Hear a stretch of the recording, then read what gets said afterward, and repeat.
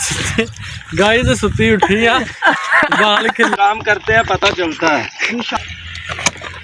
Hi guys, आज मैं आपको अपने गांव के एक खूबसूरत दिन की सैर करवाऊंगा। ये गांव का सुबह का वक्त है जब हर शख्स अपने कामों के लिए तैयार होते हैं। लाइव डेमो ने असी भी चल पे हैं, कई चक लिए मुंडे दे राह लिया ते खाला करना थोड़ा जिहा ओह कढ़दे हैं।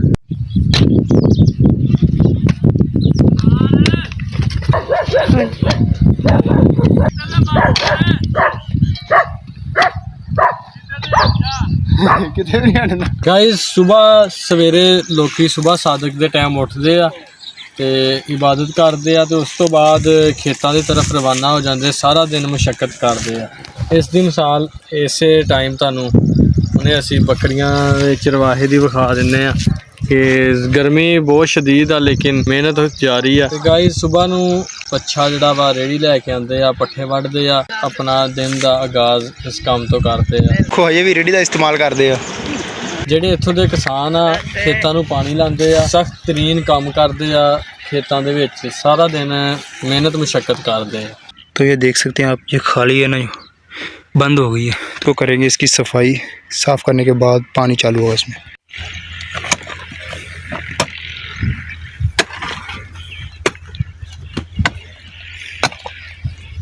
यार इंशाल्लाह, हाँ जी, हम काम करते हैं पता चलता है। ठीक है, हमारा ये व्लॉग बना रहा है। देख सकते हो तुसी गाँव के लोग किन्नी उम्र के एज दे विच भी किस तरह काम कर रहे। कईयां नाल चाचे कोलों पुछने आ।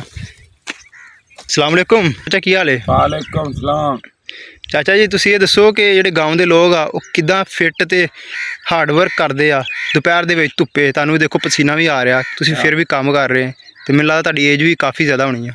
असीं जट होने हैं कि धुप्पे दोपहर सारा दिन काम कीती जाने, कोई परेशानी नहीं तो मैं लगदा तुहाडी एज भी काफ़ी ज़्यादा हो गई है। कितनी एज होगी तुहाडी?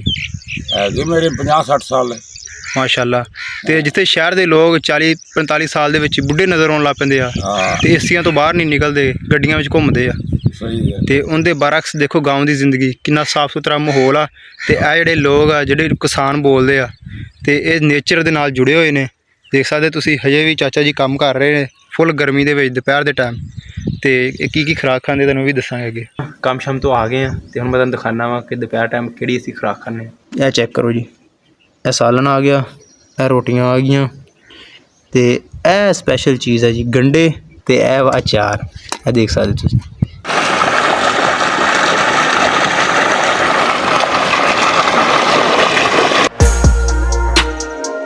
गाँव के लोग मिलावट से पाक ग़िज़ा खाते हैं, देसी गंदम, देसी घी, दही वगैरह, दूध इस्तेमाल करते हैं। जबकि शहरों के लोगों को ये खालिश चीज़ें नहीं मिलती, उनमें मिलावट होती है।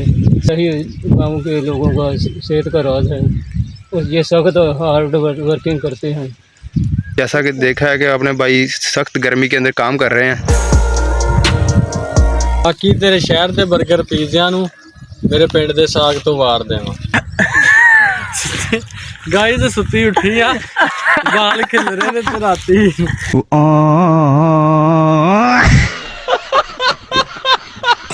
देखो पानी जा रहा तो पता कि दूरों पानी आ रहा।